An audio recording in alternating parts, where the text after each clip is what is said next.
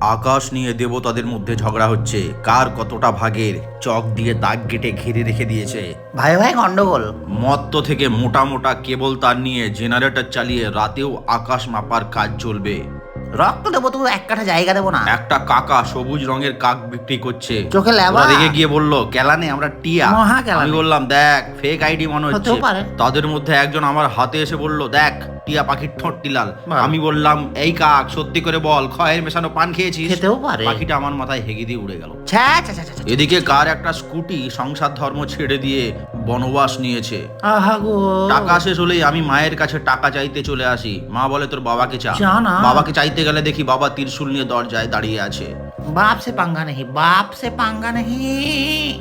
এরপর আমি চলে এলাম নদীর ধারে। পয়সা কড়ি নেই, তো থাকবেও না। নদীর ধারে এসে দেখি মাছের জন্য বিজ্ঞাপন দিয়েছে, হ্যাঁ? যাতে ওরা জলের ভিতর থেকে দেখতে পায়। এ তো বিশাল ব্যাপার।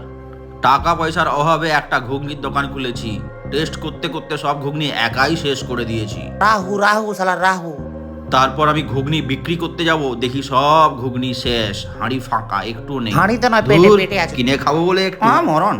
কি আর করা যাবে, ঝালমুড়ি খাই, খেয়েই যাই, তবু পেট ভরে নাই। পেট না দিঘি, হ্যাঁ। আবার একটা ফালতু ভিডিও।